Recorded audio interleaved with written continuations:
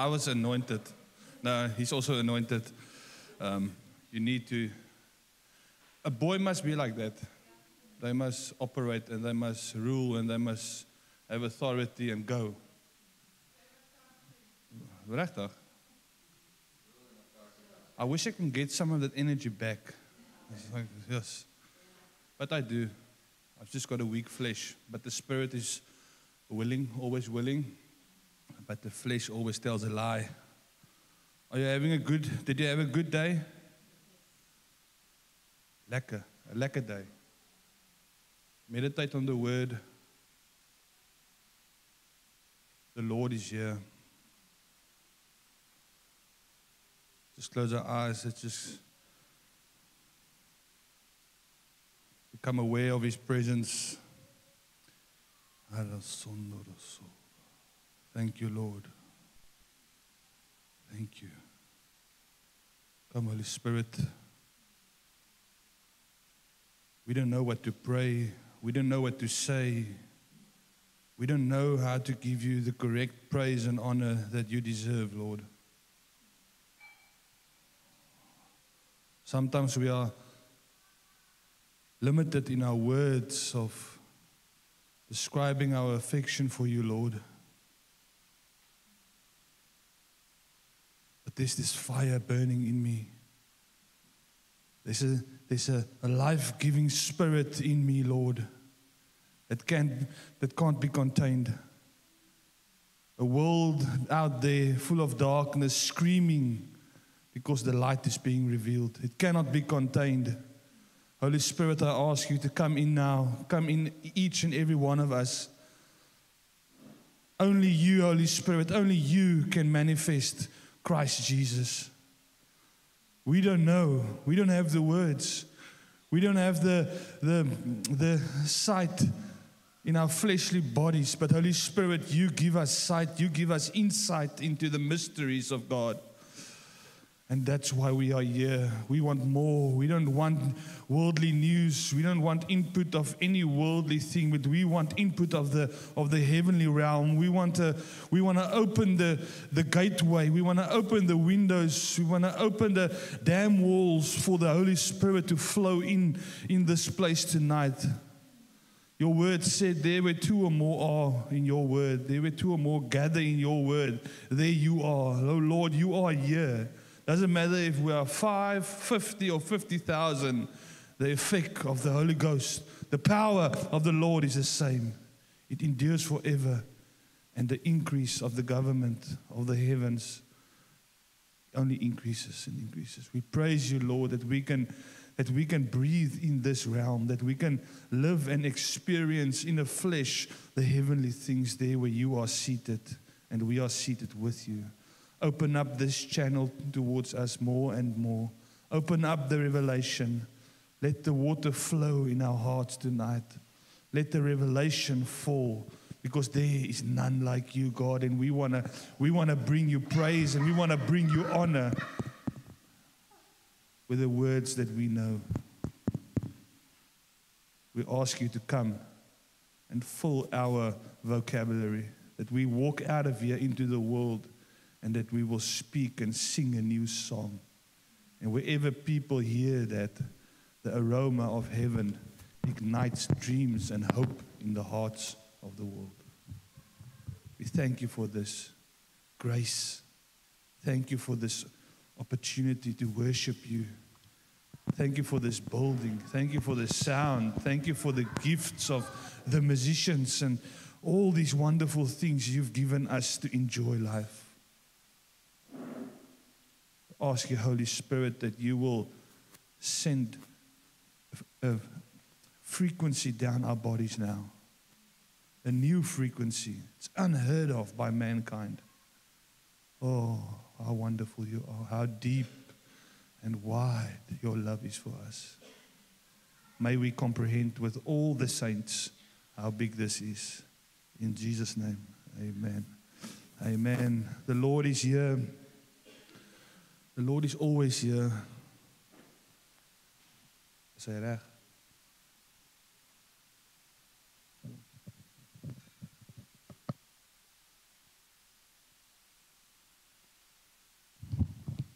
Thank you.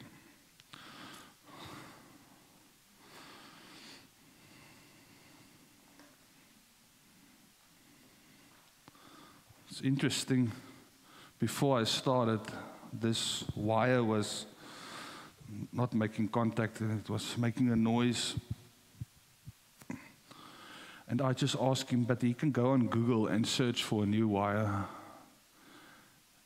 Sometimes when you just speak, when you speak out of authority, the Holy Spirit in him stirs up the answer, and there's no need for Google. Now it's working. It's just wonderful how the kingdom works and how God is in it with us. Amen. Amen. Amen. Oh, Corrie is hier so. Corrie, welcome.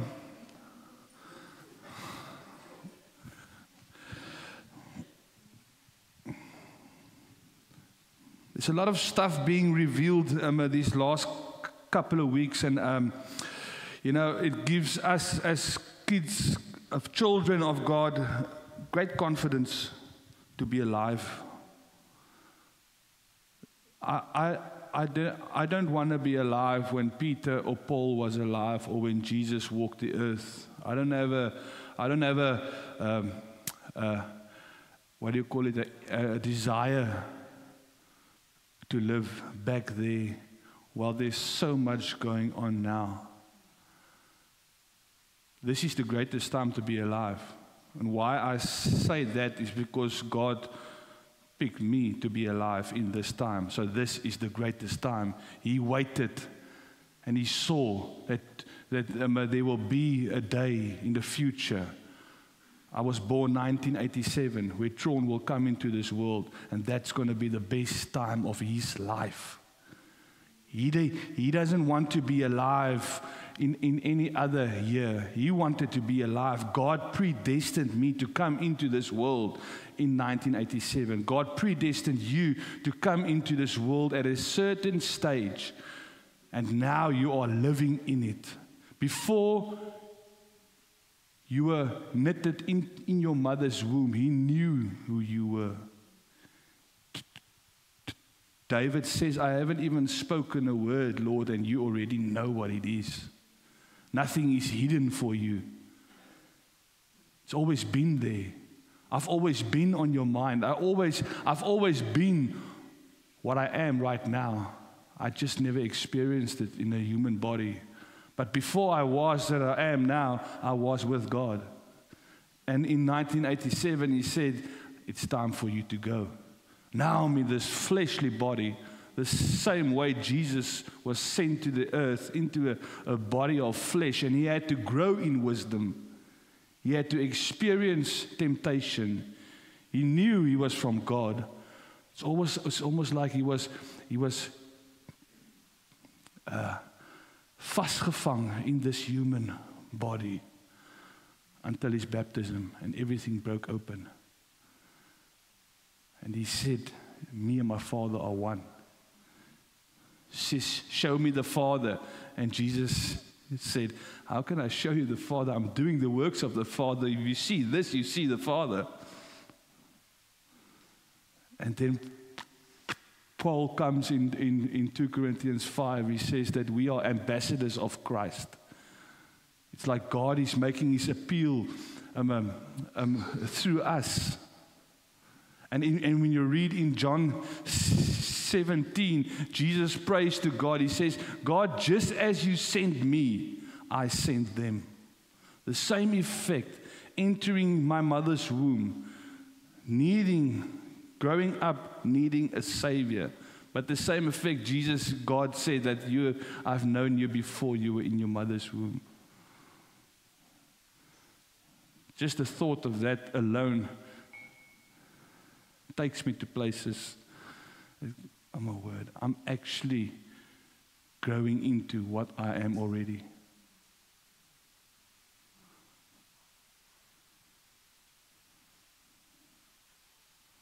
How much hope doesn't that create in you? You know, there's many stuff I've done in my life, business ventures, which meant a lot of stuff. And when I think back, And this morning we also spoke about it, Psalm 23, when he says, you lead me, u lei my op paaie van geregtigheid, op die regte pad, on the right, for your name's sake. And how big is that? For his name's sake. And we spoke about it this morning. If this phone, the guy who made it, put his image on it. He printed a label, a name tag on this phone. And he says, it will work for my name's sake, because I've put my name on it. I put a guarantee on it. And the same with you that's sitting here tonight. It's a guaranteed fact that if God made you, and which he did because you are sitting here, that you are on the right road. Because God doesn't make mistakes. Everything in creation has got it imprinted in it. Everything we spoke about this morning is successful. When you plant a seed in the ground, it's got success in it. It will come up. You just need to put it in the ground. Everything that we as humans make, it was made to be successful. That chair that you're sitting on was made to uphold you. Whether you know the weight limit or not, you just trust the chair because that's what a chair is for. It's made to uphold you. So we make stuff in the image of Christ. We make stuff in the image of our Creator to be successful. Everything God made in this realm, in the earth, is successful. The sun still comes up in the east and goes down in the west. Every day. It hasn't changed for thousands of years. It is a successful system. He says in Genesis, as long as the earth remains, harvest time will remain. Everything is successful. Everything is in order. Everything is working out. The only thing that got out of order is us. And Christ Jesus came to earth and he restored that order.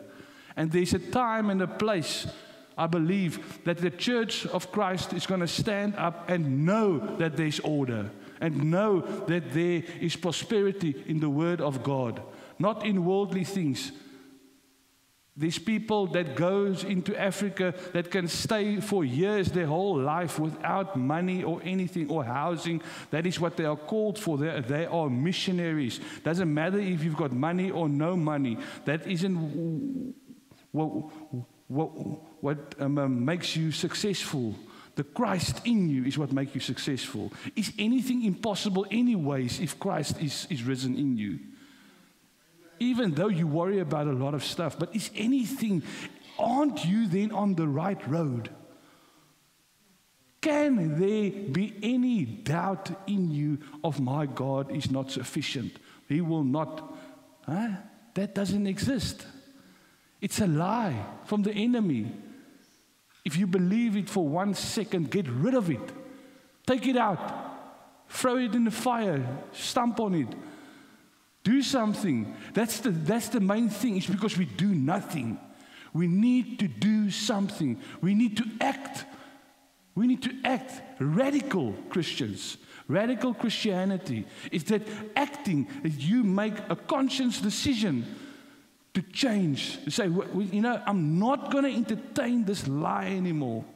I can't go on distracting myself and lying to myself and blaspheming a perfect God that created everything perfect in His image and sent His Son and restored everything. For me to say anything negative is false.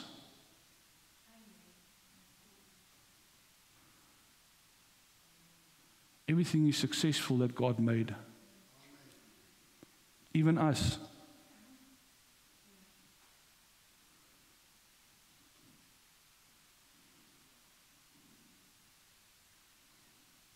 We stand up with this desire, with this hope. This morning I also said, we stand up in the mornings and we feel good until you stand up. It's almost, I thought about, I was taking an afternoon nap just now, and I was lying there like in between sleep and being awake. I call it, ek het net geidel.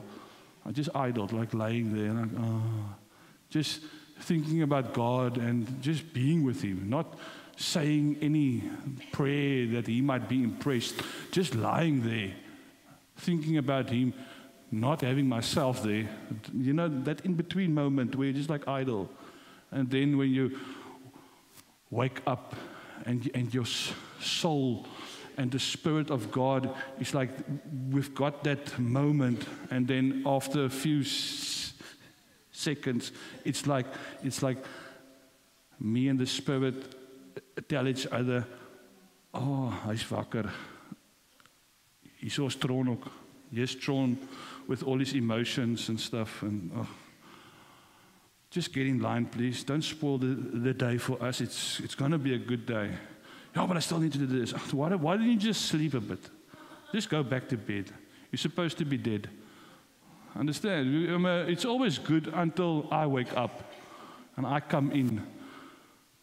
But how nice is it to know that there's that area where it's only me and God, without the flesh, even if it's just for a split second in the morning before you stand up. Sometimes we experience it here in church, where it just feels like, oh, can't I just stay here? Can't I just stay here with only me and Him? Without any distractions, without me distracting the relationship, without me trying to put in lies into this relationship with my Creator. I do that. Not the world, not people around me. I do that. I allow that. It's time for a radical change.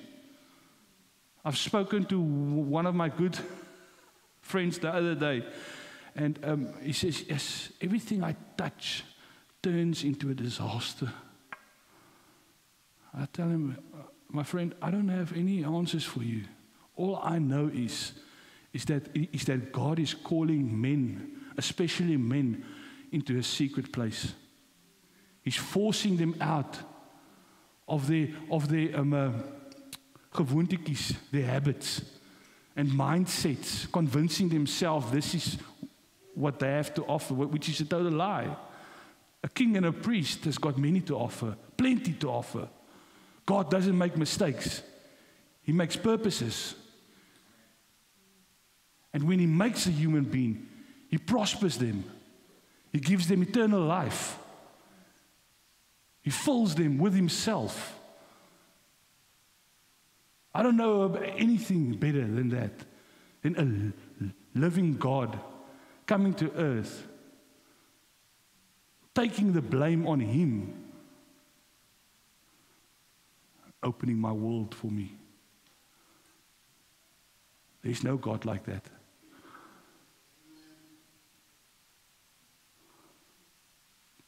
But I told my friend, I said,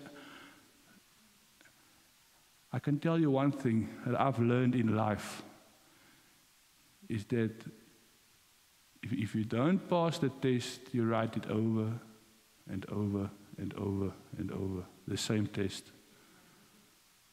And I tell him the straight answer. I say, I'm not here to talk nice anymore, or that you can have a cup of coffee with Pastor Tron and just feel good about yourself. I'm going to tell it straight as it is. Because God has blessed me with the ability to see a lot of people coming to church, but you can clearly see who's got the real connection, who's got the real relationship with Christ. And if there's tests in your life that you keep on failing, it's God calling you into a secret place. He's calling you in deeper, and you know it's the answer. And it got very quiet over that phone, because he knows it's the truth. Can't stand up against the truth. This is the greatest time to be alive, and God is calling us. God is calling us.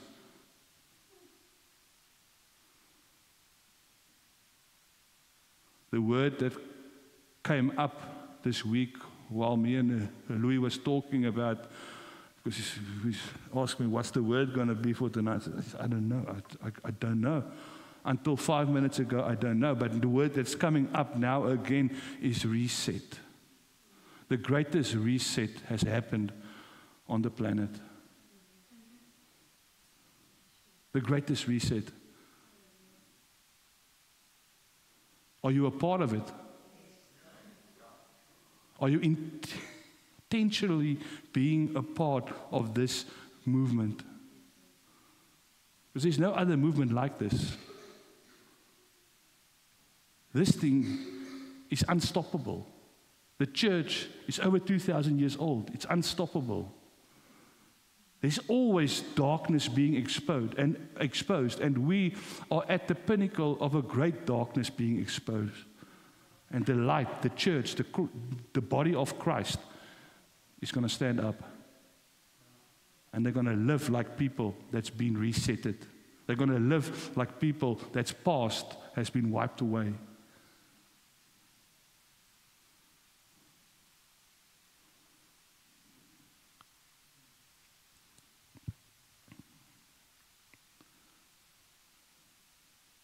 Access is granted, yeah.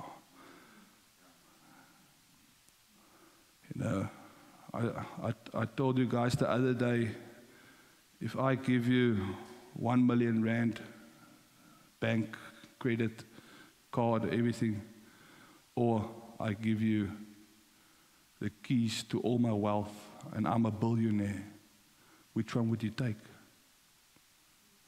The keys. That's what he's offering. He's inviting us into his wealth. He resetted, he regenerated the whole earth, inviting us to be a part of his kingdom, living out of the king's wealth. That's why he says, first seek the kingdom and his righteousness, and all these things shall be added. We are entering into a new economics. Everything, the way you think about money, the way you think about life, the way we think what is church about, how it's supposed to operate. Must we sing songs in the beginning? Must I stand here in front and first open with a prayer? I mean, who made all that stuff? Everything's changing. That's a tradition. I need to stand in the middle of the church or something, or stand on the roof, just do something different. Just do something. Pastor Jethro always tells me, when he preaches a sermon or something, and I ask him, but how, what, and this, he says, just start acting different. Just start praying different. Start doing something different.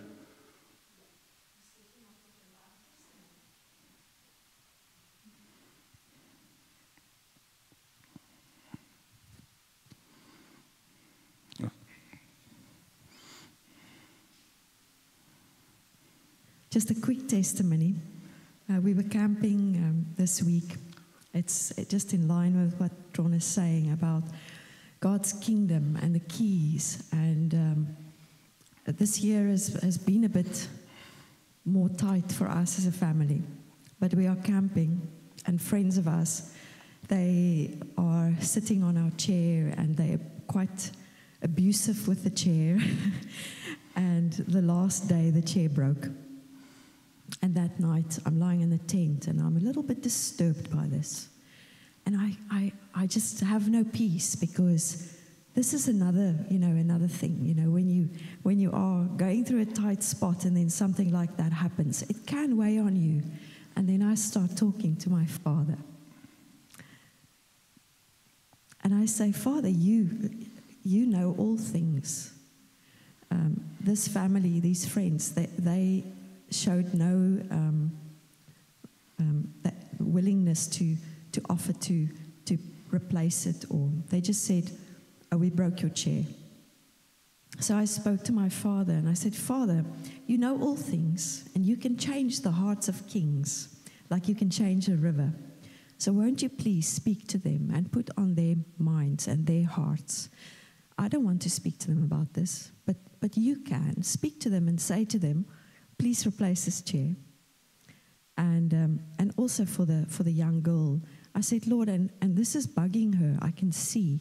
So please help her to say that she's sorry, so she can be released from this and not have to carry this burden. That next morning, and then I slept peacefully. That next morning, it was still early in the morning. Here comes a chair, and here comes an apology. I was reading Solomon about Solomon in Kings. And the word talks about his wealth, his riches. He was one of the wealthiest, I think, I don't know if still, but you do yourself a favor and go read those chapters on Solomon's wealth. It is just mind-blowing. He had a throne of ivory that he covered in gold. I mean, it's like ridiculous. And yet Jesus said, look at the flowers in the field. Not one of them are dressed. No, Solomon with all his wealth was not dressed like one of them. Yeah, thank you.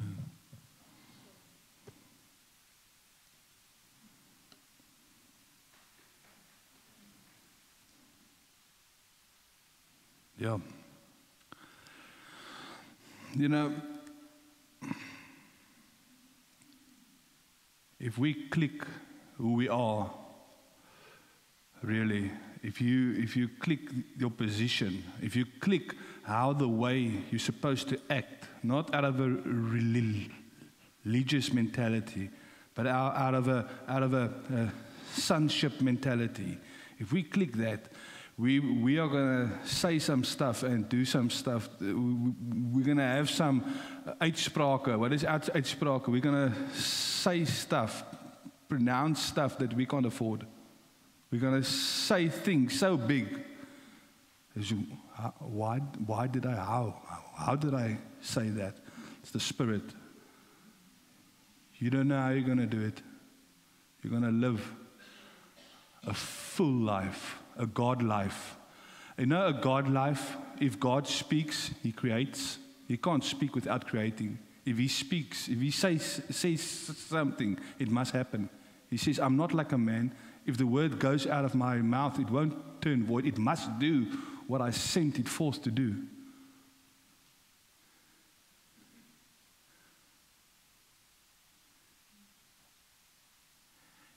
And if we click that,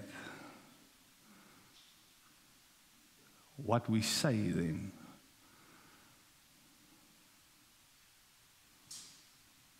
so it's amazing. Okay, but let's finish up. I've got so many things. Let's just read here Isaiah 46 verse 9. I just want to repeat this. I say, earnestly remember the former things which I did of old, for I am God and there is no one else. I am God and there is none like me. There is none like me. God is saying this statement. He's telling Isaiah, he's making a strong case here, and he says it in quite a few verses. Remember, earnestly remember the former things. Earnestly remember what I did. You lived for 40 years in a miracle. There came water out of a rock, food out of the sky. I mean, a snake up on a stick and people just got healed. Remember, earnestly remember the former things. Earnestly remember who I am and that there is no God like me. Earnestly remember, earnestly meditate every day, every night, morning, meditate 24/7. The church needs to arise and stand up. There is no other God like me. The God of the world can tell one thing, but the words that come out of my mouth, out of the Lord, there's none like that. The effect of my words, nothing in this world can compare to the effect, to the power, to the strength, to the authority, to the might that my words held. And he says in Romans, he says, close to you, in your mouth and in your heart, my word has come. He says, you speak as an ambassador of Christ. You speak as if you are Christ. He says, the words that will come out of your mouth will not return empty and void. Stop talking negative. Stop talking down. You are a success. He chose you. You are 1 out of 500 million sperm cells. That one. When you were made, out of 500 million, you are the one that win. You are the one that's sitting here. Not the other ones. Out of 500 million little cells swimming, racing towards that, God had His eye on you. He knew you before you were knit together in your mother's womb. He knew the words. Because why? Because He predestined it. I told you this morning, He calls the end from the beginning. He first makes the end product, and then He says, okay, let's start. We do the same. We do the same. This thing, they first make the end product, and then they take it back to the shop, and then they start it. We all do it. That's the way God also does it. He made the product. He says, okay, let's start now. This thing is fixed. This thing is set. This person is built on the rock. I've picked him out of 500 million others. This one is my champion. This one is the winner. You are set up for victory. Just like everything else in creation is set up to work, to perfection. Each one of us, if you are alive and you are breathing, you are set up for victory. He has made you, has picked you out of 500 cells to be victorious. Why? Why? Why would He do that? Why? For His name's sake. It's a special ability that you carry of God. I don't even like calling myself by my own name because I want Christ. I want the fullness of Christ. I don't want Tron to involve in any of this. Obviously, He needs the body to operate, but that's it. That's as far as it goes. Whatever He wants me to do, I will do. But when it comes to my personal life with my wife and my family and work and everything, I don't want Tron to involve. Because I want the kingdom to be manifested in my life. Earnestly remember the former things. There's no God like me. Verse 10, declaring the end and the results from the beginning. Declaring the end and the results from the beginning. Why? How can He do that? There's no other God that first creates the end and then starts at the beginning. There's no God like that. Show me a God like that. He says, verse 10, declaring the end and the results from the beginning, and from ancient times, the things that are not yet done, saying, my counsel shall stand, and I will do all my pleasure and purpose. Altyd purpose. Altyd. As jy sit, is jy net randomly nie, jy het nie net gewen, omdat jy die ander ou wil 'n kans gee of whatever. Nee, goed, dit is purpose. You have been predestined. Hoor wat sê hy, listen to this, Ephesians 1 verse 4 to 5. Even as in his love He chose us, actually picked us out for Himself, His own, in Christ, before the foundations of the world, that we should be holy, consecrated, set apart for Him. Purpose. Before the foundations of the world, He has set you apart. And then He starts. So what is your worries? Where's your hope gone? Because God makes everything successful. Everything of creation screams success. And He tells us, but before the foundations of the world, I've known you. I've set you apart. You are going to be born. Why are you so downcast, my soul? David says, why are you so downcast? The flesh, the guy that needs to be asleep still when he wakes up in the mornings. He says, why are you like that? Why are you so downcast? Why are you so depressed? Why are you so anxious? He says, yet I will stand up and I will praise the Lord my God for my salvation. He stirs up in him. He says, fleshly body, fleshly mind with its lies, you aren't going to get a hold on me today. He says, why are you so downcast? Yet I will get up and I will praise the Lord my God. I will force myself into submission. I will force myself onto a prosperity, victorious authority. I will force this mind, this deceitful lying that keeps on bringing me down. I will force it out because I've got the authority. I've got the power. Why are you so downcast? He says, get up. Fan into flame. Stir it up. It's time to arise. It's time to shine. Isaiah has been saying that for 2,800 years.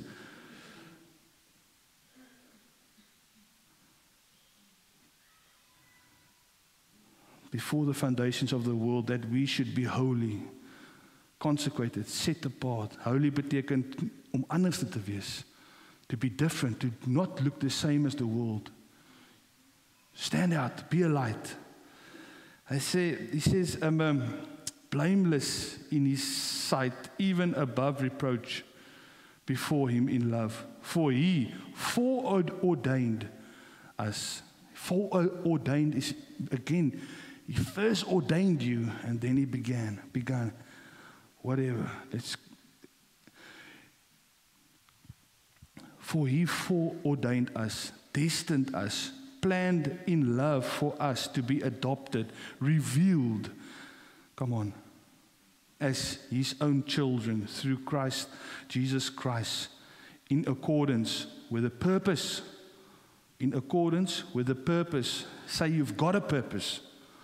Say it, I've got a purpose. In according to his purpose.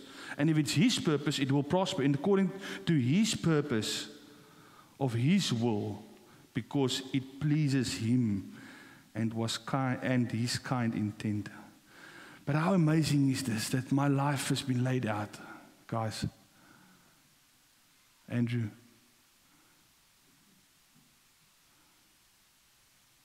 you are becoming who you really are. Huh? What a journey. God always calls us to an adventure. When you read the Bible, everybody, Abraham, everybody calls them to adventure. Moses, trust me, this is going to be great. That's a promise. This is going to be great. You think work and stuff, that stuff will fulfill your life? That's a means to an end. God will use that as a blessing. But don't worry about that. This is going to be a ride of your life. You're going to become a great man. Because that is what you are. Understand? You hear me? I don't know why you draw my attention so much, but I can really see God is doing a work in you. Okay, I must be done now. Let's read just a couple of more, then we can go into worship.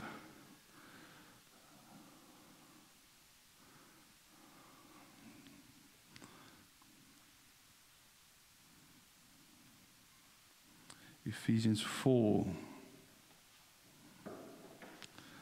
I want to stay at Ephesians 1 now. Let's just quickly stay there. Before the foundations of the world and all of that. And then we go to Ephesians 1, verse 9. He says, making known to us the mystery, the secret of his will, of his plan, his purpose. And it is this, the mystery is this, in accordance with his good pleasure, his merciful intention, which he had previously purposed and set forth in him. How can it fail if this purpose and everything God created, this whole life, he has brought forth in Christ Jesus? It can't fail. He designed it, he placed it, he made it especially that way that it can't fail. He says, I'm a purpose and set forth in him. This whole plan, this whole kingdom mystery, everything is set forth in Christ Jesus. Because if the enemy wants to come and he wants to disrupt this, it can't happen. The light shines in the darkness, and the darkness can't, what do you call it? Overtake it. Can't. I say verse 10, he planned for the maturity of the times and the climax of the ages. And who knows that that has happened? The climax of the ages was Christ crucified, dying, defeating Satan, taking away the keys of death, of hell, coming up, rose from the dead, victorious. That's the climax of the ages. The climax of the ages. Hoekom? Why? To unify all things and head them up and consummate them in Christ. Both things in heaven and things on earth. We are unified. Everything that's in heaven, everything that's in earth, under one rulership. That is the mystery. That is not something for one day. That is something Paul is writing, that's for now.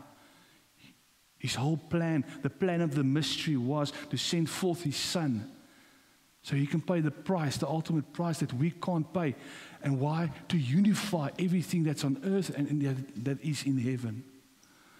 Why would we be anxious for anything? Why would my soul be downcast? This is the reality of life. This is the secret place God is calling us into.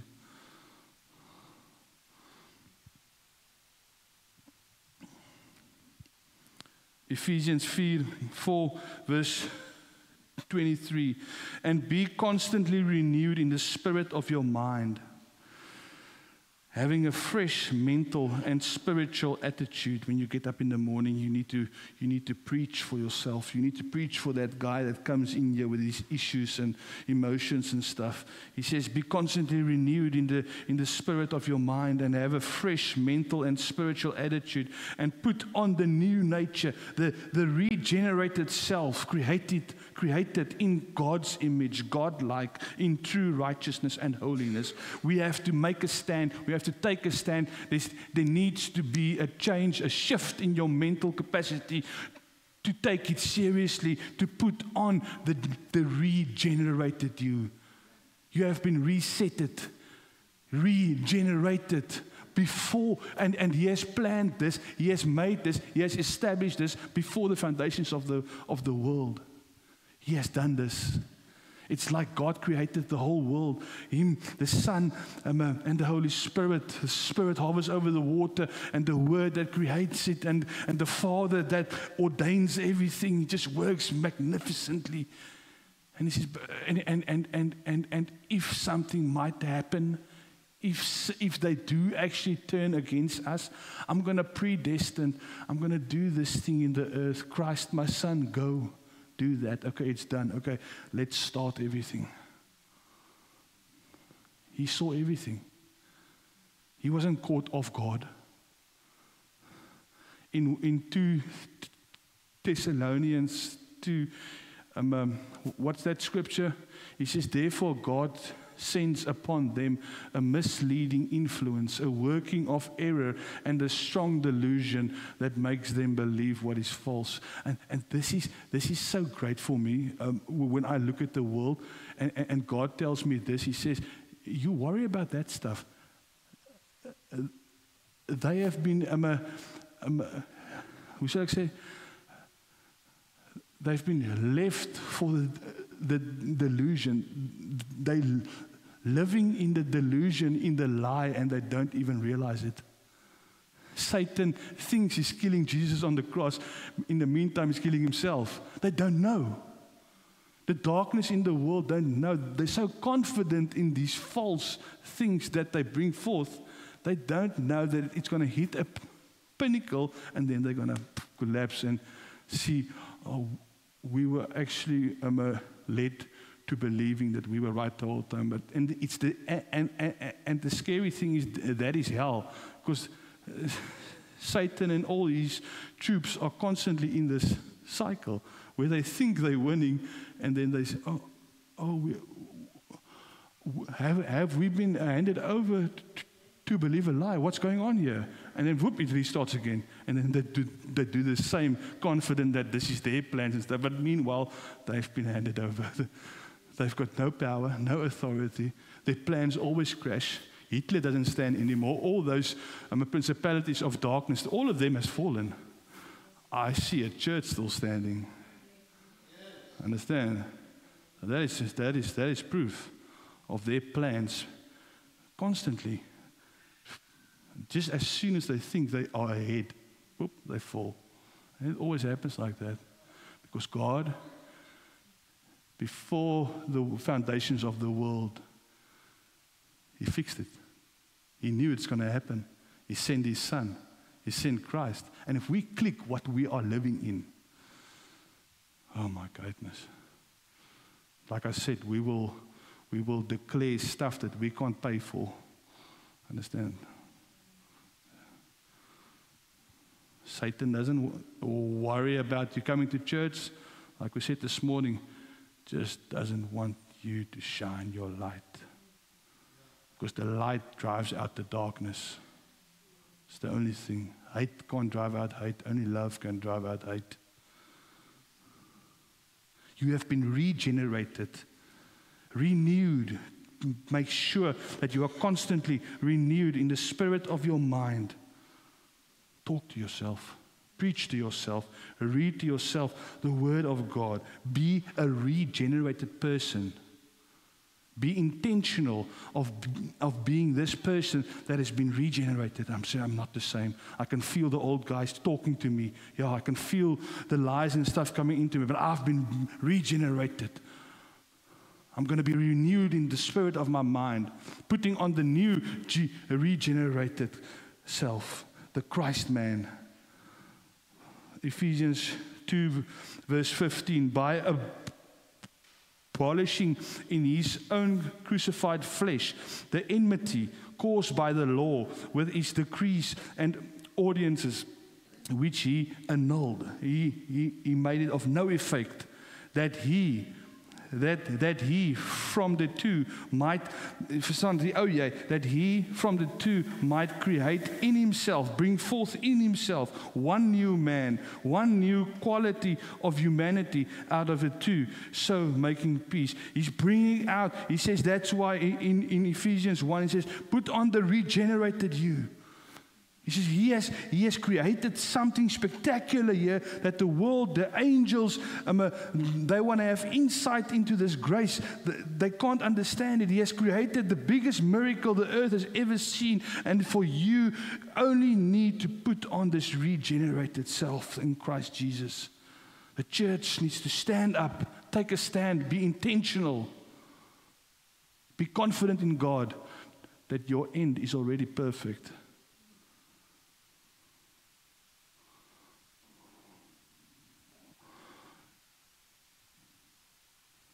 That's hope. Doesn't that give you rest to know that He made my end and then started? That my end is perfect. Before the foundations of the earth, He knew me. He knew my life. Put on the new regenerated self. Get into the reset area. He says Romans 8, and then I'm almost finished. He says Romans 8, verse 1 to 3. Therefore, there is now no condemnation, no judging guilty of wrong for those who are in Christ Jesus, who live and walk not after the dictates of the flesh, but after the dictates of the Spirit. When he gets up in the morning, you don't walk after that guy. You crucify him. You walk after the Spirit. I say, for the law of the Spirit of life, which is in Christ, the law of our new being, as the regenerated you, has been freed from the law of sin and death. For God has done what the law cannot do, its power being weakened by the flesh, the entire nature of man without the Holy Spirit, sending His Son into in the guise of sinful flesh, and as an offering for sin. God condemned sin. God nailed sin to the cross. He nailed the accusations of your life that Satan throws in your mind, the lies, everything He nailed to the cross. It's not true. He says, God condemned sin in the flesh, subdued, overcame, deprived it of its power over all who accepts that sacrifice in Christ on the cross. He has nailed it. He says, what man could not do, God has done. What the law could not get right because of man's weak flesh, God has done. He has chosen you. He saw you in the 500 million cells. He saw you and He did it for you. Why? For His name's sake. For His name's sake, that He may stand as the true God for all the ages. He says, I will do this. I will perform this. I will do this for my name's sake. I will make them prosper. I will heal them. I will heal their land. I will do everything. I will send my Son and I will recreate them what has gone wrong. This is not something new for me, says the Lord. I saw it before I created the foundations of the world. I knew this was going to happen. It didn't caught me off guard. You think you are living in something that went wrong, but God sees it. No, nothing went wrong. It's been restored. This world has been restored. Yeah, there's darkness, but we are light. I don't worry about the opinion of a sheep if I'm a lion. Understand? God placed me on a hill to shine, and He says the darkness cannot overcome it. It drives out. Ending off with Colossians 2 verse 8 to 10. He says, see that no one carries you off. See to it that no one carries you off as spoil or makes you yourself captive by his own called philosophy and intellectualism and vain deceit, idle fancies, and plain nonsense, following human traditions, men's ideas of the material rather than the spiritual world. Just crude notions following the rudimentary and elementary teachings of the universe and disregarding the teachings of Christ. Christ always stands. Doesn't matter how intellectual, how clever the world sounds, don't get into it, He says. Don't lend out your ears. Don't let that stuff interfere with your thoughts. It's going to create lies. It's going to create doubt. It's going to create a certain standard, a false standard, which the church must meet up to. He says, don't get involved with that. He says the main thing is Christ, and Christ crucified. The reset that happened in this earth. He says, that's your focus point. God was not caught off guard. He knew this, and He fixed it, and we're living in it. It is a great time to be alive. It is the best time for you to be alive. Don't think that you are born out of your time. You are meant to be here. You are meant to go through what you are currently going through. God always uses the season to produce for the purpose. It is always like that. Don't rewrite the tests. Get serious with God. Go into that secret place.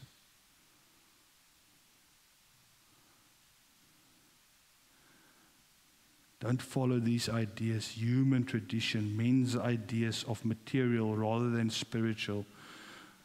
Verse 9, for in Him, listen here, if this doesn't knock you off your chair, I don't know what will. He says, for in Him the whole fullness of deity, the Godhead, continues to dwell in bodily form. He's talking about Christ, in bodily form, giving complete expression of the divine nature of God.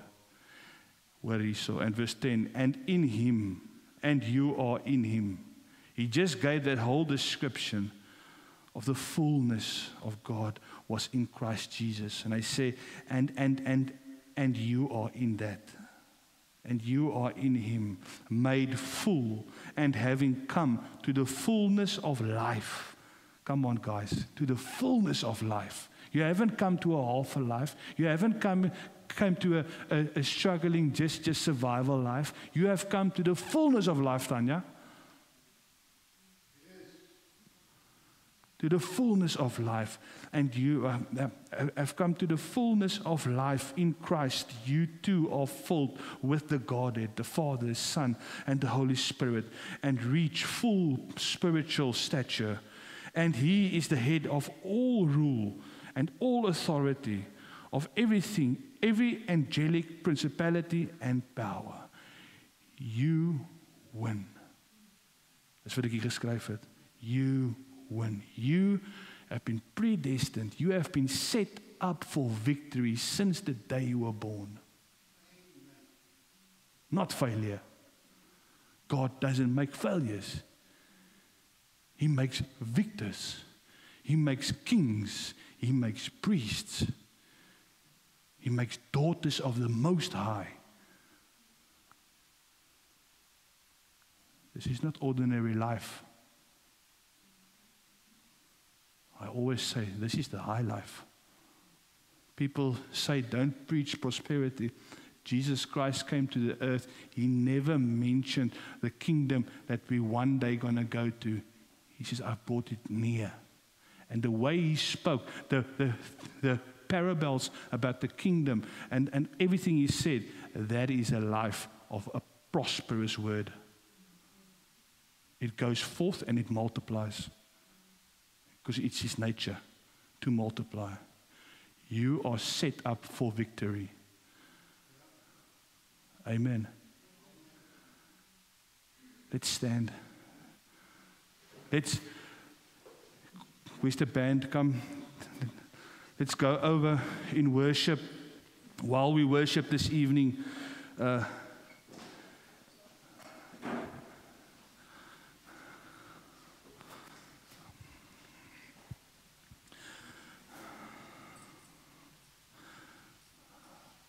there isn't anything I can do to please God. My worship doesn't please him. I was thinking about this morning. This is not an act of something that he is well pleased with. It's because God is God. It's because there's none other like him. It is so good for me.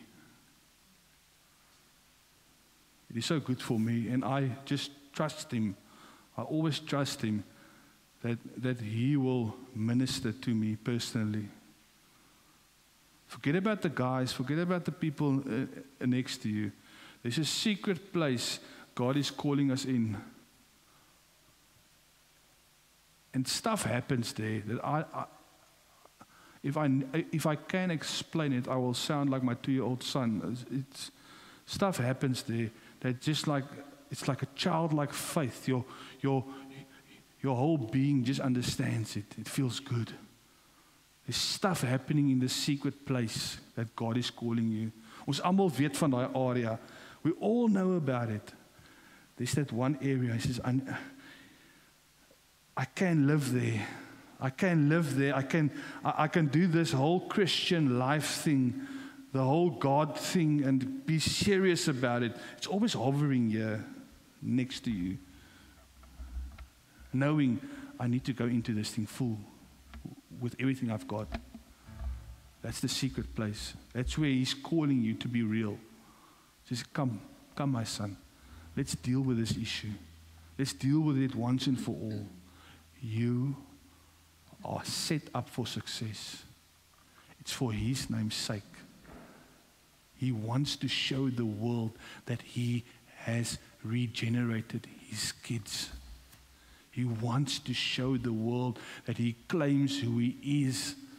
He's doing it for his name's sake because he's put his image on you.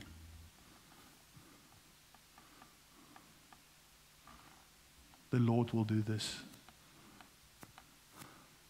Come on, let's get started.